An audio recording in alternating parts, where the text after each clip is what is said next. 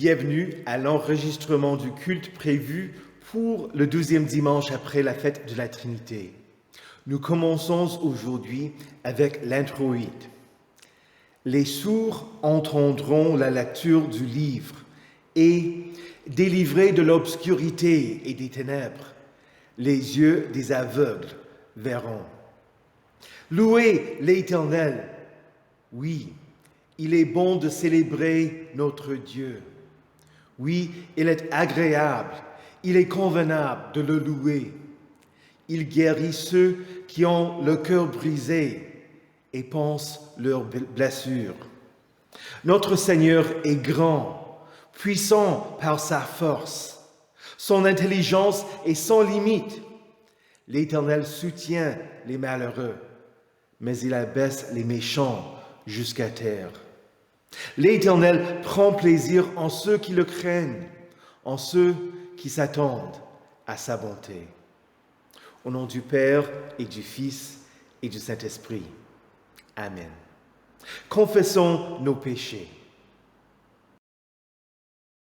Dieu Tout-Puissant, notre Créateur et notre Père, nous reconnaissons et nous confessons que nous avons péché contre toi en pensée, en parole et en acte. Nous venons chercher refuge en ta miséricorde. Aie pitié de nous, pauvres pécheurs, et pardonne-nous toutes nos fautes, pour l'amour de Jésus-Christ, notre Seigneur. Aide-nous, par ton Saint-Esprit, à mieux connaître ta sainte volonté, et rends-nous obéissants à ta parole. Par Jésus-Christ, ton Fils, notre Sauveur. Amen. Que le Dieu Tout-Puissant ait pitié de vous, qu'il vous pardonne votre péché et vous conduise à la vie éternelle. Heureux ceux dont les fautes sont pardonnées et dont les péchés sont couverts. Heureux l'homme à qui le Seigneur ne tient pas compte de son péché. Amen. Prions le Seigneur. Seigneur de toute puissance et de toute force, qui est l'auteur et le dispensateur de tous les biens, imprime dans nos cœurs l'amour de ton nom, fais croître en nous la véritable religion, nourris-nous de toutes sortes de biens, et, dans ta grande miséricorde, maintiens-nous dans ces choses. Par Jésus-Christ, ton Fils, notre Seigneur, qui vit et règne avec toi et le Saint-Esprit, un seul Dieu, maintenant et pour les siècles des siècles. Amen. La lecture de l'Ancien Testament se trouve dans le prophète Ésaïe, le chapitre 46. Voici ce que dit l'Éternel. Respectez le droit et pratiquez la justice, car mon salut est sur le point d'arriver, et ma justice est prête à se révéler. Quant aux étrangers qui s'attacheront à l'Éternel pour lui rendre un culte, pour aimer son nom, pour être ses serviteurs, tous ceux qui respecteront le sabbat au lieu de le violer et qui resteront attachés à mon alliance, je les amènerai sur ma montagne sainte et je les réjouirai dans ma maison de prière. Leurs holocaustes et leurs sacrifices seront acceptés sur mon autel, car mon temple sera appelé une maison de prière pour tous les peuples. Déclaration du Seigneur, de l'Éternel, de celui qui rassemble les exilés d'Israël. J'en rassemblerai d'autres en les ajoutant à lui, aux siens déjà rassemblés. Ici prend fin la lecture de l'Ancien Testament. L'épître vient de la lettre de saint Paul aux Romains, le chapitre 11, les versets 13 à 15 et 29 à 32. Je vous le dis, à vous qui êtes d'origine non juive. En tant qu'apôtre des non-juifs, je me montre fier de mon ministère, afin, si possible, de provoquer la jalousie de mon peuple et d'en sauver quelques-uns. En effet, Si leur mise à l'écart a entraîné la réconciliation du monde, que produira leur réintégration, sinon le passage de la mort à la vie? En effet, les dons et l'appel de Dieu sont irrévocables. De même que vous avez autrefois désobéi à Dieu et que vous avez maintenant obtenu grâce à cause de leur désobéissance, de même, ils ont maintenant désobéi afin d'obtenir eux aussi grâce à cause de la grâce qui vous a été faite. Car Dieu a enfermé tous les hommes dans la désobéissance pour faire grâce à tous. Ici prend fin la lecture de l'Épître. L'Évangile vient de Matthieu chapitre 15, les versets 21 à 28. Jésus partit de là et se retira dans le territoire de Tyr et de Sidon. Alors une femme cananéenne qui venait de cette région lui cria: « Aie pitié de moi, Seigneur, fils de David. Ma fille est cruellement tourmentée par un démon. » Il ne lui répondit pas un mot. Ses disciples s'approchèrent et lui demandèrent: « Renvoie-la, car elle crie derrière nous. » Il répondit: « Je n'ai été envoyé qu'aux brebis perdues de la communauté d'Israël. » Mais elle vint se prosterner devant lui et dit: « Seigneur, secours-moi. » Il répondit: « Il n'est pas bien de prendre le pain des enfants et de le jeter aux petits chiens. » « Oui, Seigneur, dit-elle, mais les petits chiens mangent les miettes qui tombent de la table de leur maître. » Alors Jésus lui dit: « Femme, ta foi est grande, sois traitée conformément à ton désir. » À partir de ce moment, sa fille fut guérie. Ici prend fin la lecture de l'Évangile. Heureux ceux qui écoutent la parole de Dieu et qui la gardent. Confessons notre foi en Dieu le Père, le Fils et le Saint-Esprit. Je crois en Dieu, le Père Tout-Puissant, Créateur du ciel et de la terre. Je crois en Jésus-Christ, son Fils unique, notre Seigneur, qui a été conçu du Saint-Esprit et qui est né de la Vierge Marie. Il a souffert sous Ponce Pilate. Il a été crucifié. Il est mort. Il a été enseveli. Il est descendu aux enfers. Le troisième jour, il est ressuscité des morts. Il est monté au ciel. Il siège à la droite de Dieu, le Père Tout-Puissant, et il viendra de là pour juger les vivants et les morts. Je crois au Saint-Esprit, la Sainte Église universelle, la communion des saints, la rémission des péchés, la résurrection de la chair et la vie éternelle. Amen.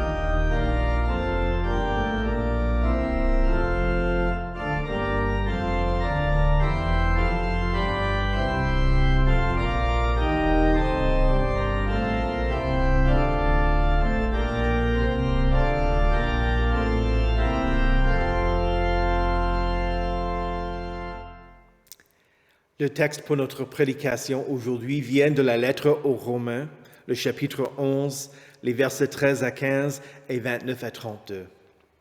Prions. Ô Éternel, le fondement de ta parole, c'est la vérité, et toutes tes justes sentences sont éternelles. Consacre-nous par ta parole, qui est la vérité. Amen.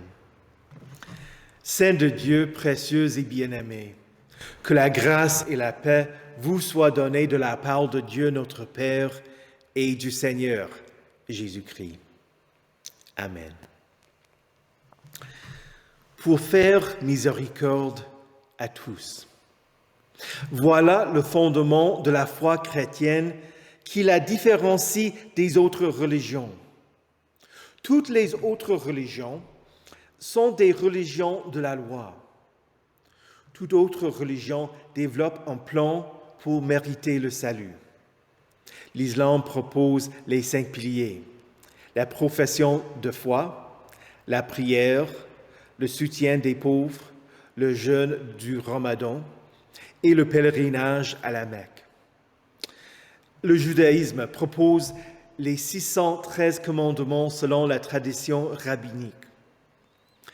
L'hindouisme enseigne les 4 buts de la vie et les 4 étapes de la vie, au cours desquelles on achève un éveil spirituel pour être uni avec l'univers. Le bouddhisme enseigne les 4 vérités, liées aux souffrances et à l'objectif d'éliminer le désir.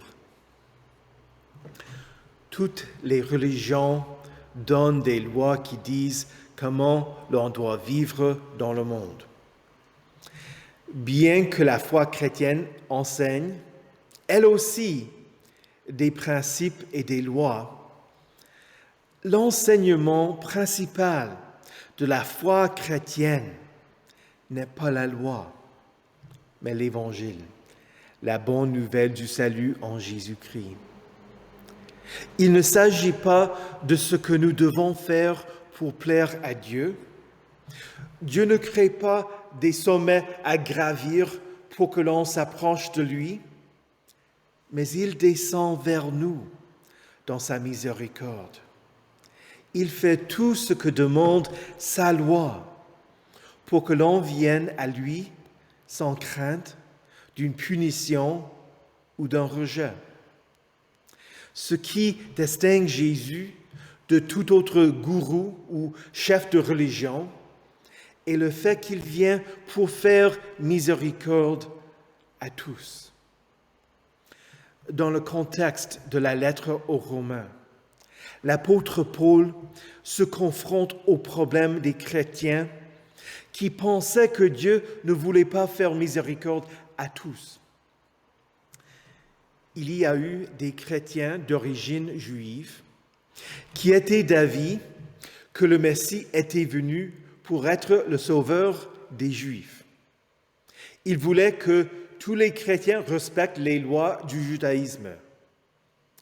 De même, il y a eu des non-juifs qui ne s'inquiétaient pas du salut des Juifs.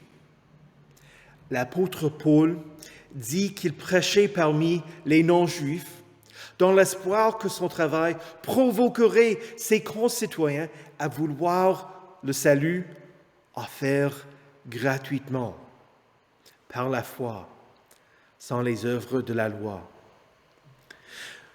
Puisque Dieu a accompli la réconciliation du monde entier à travers les Juifs, il en résulte que s'ils mettent eux aussi leur confiance en Christ, ils entreront, comme tout autre converti, dans la vie éternelle. Jésus est venu pour faire miséricorde à tous. Ceci est une parole qui exclut toute idée de mérite. La grâce de Dieu et sa faveur imméritée, qui témoignent aux pécheurs pour l'amour de Christ. Les mots « grâce » et « gratuit » ont la même origine. Qui est digne de ce que cette grâce soit offerte gratuitement? Personne. Si ce que l'on offre est vraiment gratuit. Le mot gratuit exclut toute notion de dignité. Mais souvent, ce que l'on offre gratuitement n'est pas vraiment gratuit. Il y a un mois, j'étais au marché à la Halle aux Houblons, à Haguenau. En sortant, un vendeur m'a offert de tester un produit comparable au houmous, fait de poivrons rouges. Je lui ai dit que j'en voulais bien un peu. Il m'a demandé « 2 poignées ?» J'ai répondu « Non, juste un peu ». Il a pris un sac en plastique et a mesuré une grande poignée, l'a fermé, l'a pesé et m'a dit « Ça fait 23 €. Normalement, je me serais senti obligé d'acheter le produit, mais je n'avais pas assez d'espèces et je lui ai répondu « Désolé, c'est trop, je ne le veux plus ». Chez ce vendeur, la proposition de simplement goûter n'était vraiment pas gratuite. Quant à Dieu, sa grâce et sa miséricorde sont vraiment gratuits. Il n'essaie pas de nous piéger. Il ne veut pas que l'on réponde à cause d'un sentiment d'obligation ou de culpabilité. Il n'y a rien dont il aurait besoin que nous puissions lui offrir. Ce qu'il offre, il le fait à cause de son grand amour, surtout à ceux qui ne peuvent pas le rembourser. Dans la parabole du banquet, au cours duquel certains rejettent l'invitation aux noces de son fils, le maître envoie ses serviteurs à ramener les pauvres, les estropiés, les aveugles et les boiteux. Et puisqu'il y avait encore de la place, le maître envoya ses serviteurs sur les chemins et le long des haies. Dieu fait miséricorde à tous. Il pardonne les dettes de ceux qui n'ont rien avec quoi ils puissent le rembourser. Comment donc comprendre le va et le vient entre Jésus et la Cananéenne dans le texte de l'Évangile? Elle s'approcha de Jésus et appela « Seigneur, fils de David !» Il ne lui répondit pas. Elle persistait et ses disciples demandèrent qu'il la renvoie.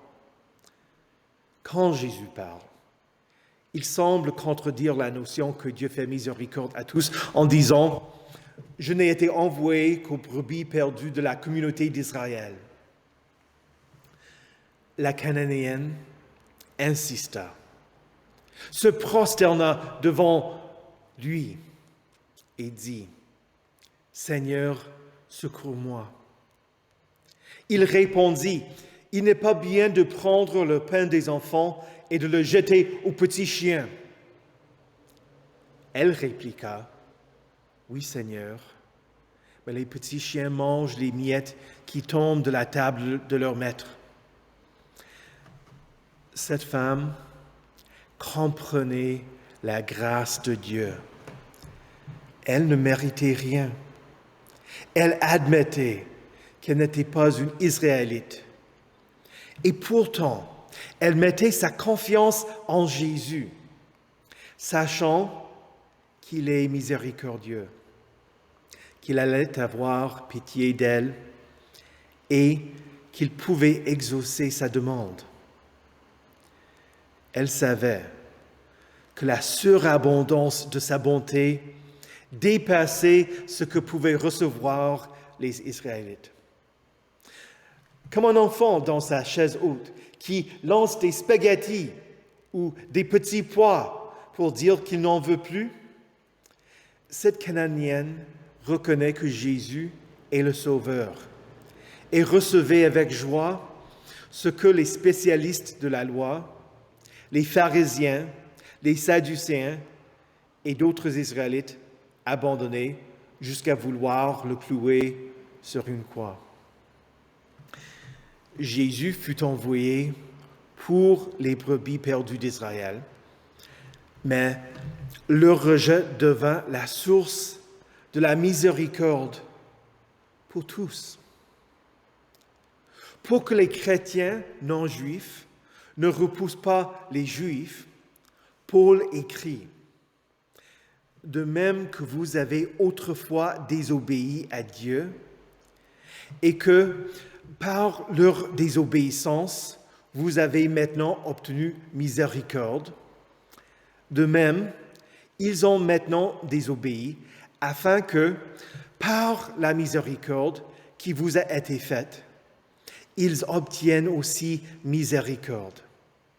Car Dieu a enfermé tous les hommes dans la désobéissance pour faire miséricorde à tous. Il n'y a pas de place pour l'arrogance chez le chrétien. Le fait que Dieu ait été miséricordieux pour toi ne te permet pas d'avoir une trop haute opinion de toi-même. Tu n'es pas mieux que la prostituée ou son souteneur, l'homosexuel, la femme qui a eu un enfant hors mariage, le drogué, le voleur à le tir, le pyromane, le filou, le mendiant, le tricheur, le menteur. Nous sommes tous pécheurs, pitoyables et pervers, délicats et déplorables. Quiconque obéit à toute la loi, mais qui pêche contre un seul commandement, devient coupable de tous. Dieu a enfermé tous les hommes dans la désobéissance pour faire miséricorde à tous. Et la miséricorde de Dieu est pour tous. Combien de personnes ne reviennent plus à l'Église parce que quelqu'un les a critiqués ou dit qu'ils sont indignes? Combien de fois une personne a-t-elle été jugée parce qu'elle ne traversait le seuil de la porte de l'Église que le vendredi saint ou le matin de Pâques? Combien de fois ne voit-on pas quelqu'un se demandant: Jésus est-il mort même pour une personne comme celle-là? Oui. Oui. 1000 fois oui. Osons-nous penser que nous serions mieux qu'eux? Non pas si nous mettons notre confiance en la miséricorde de Dieu. Il y a quelques minutes, j'ai posé la question: qui est digne de ce qui est offert gratuitement? Voici la réponse: personne, si ce que l'on offre est vraiment gratuit. Le mot gratuit enlève toute notion de dignité. Je pose donc la question d'une autre manière. Qui n'est pas digne de ce que l'on offre gratuitement? Seulement celui qui rejette le don.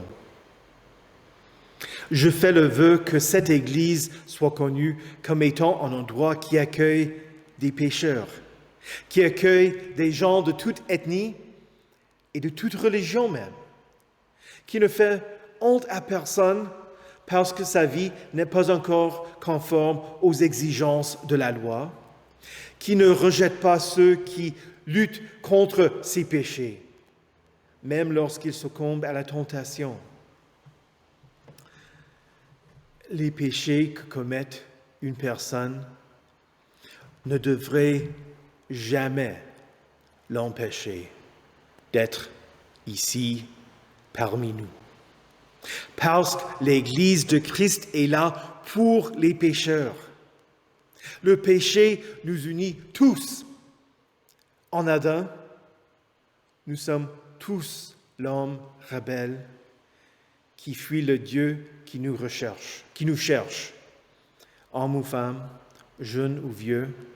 Nous sommes tous pécheurs. Et donc, nous avons tous besoin du Sauveur qui versa son sang pour nous, qui nous appelle à être les siens par le saint baptême. Ne manque jamais de croire le pardon de péché est aussi pour toi. Dieu peut te pardonner. Il t'a déjà pardonné. Viens à celui qui t'aime, qui te pardonne, Jésus-Christ notre Seigneur. Dieu a enfermé tous les hommes dans la désobéissance pour faire miséricorde à tous, pour te faire grâce. Au nom de Jésus, Amen. Que la paix de Dieu, qui surpasse toute intelligence, garde vos cœurs et vos esprits en Jésus-Christ pour la vie éternelle. Amen. Prions pour tout le peuple de Dieu en Jésus-Christ et pour tous les peuples selon leurs difficultés. Chaque demande sera conclue avec les mots « Seigneur, dans ta miséricorde ». Vous pourrez répondre « Écoute notre prière ». Ô Dieu des nations, tu fais grâce à tous. Bénis la prédication de ta sainte parole pour que tous reçoivent une invitation et viennent à toi, bien qu'ils ne soient pas dignes.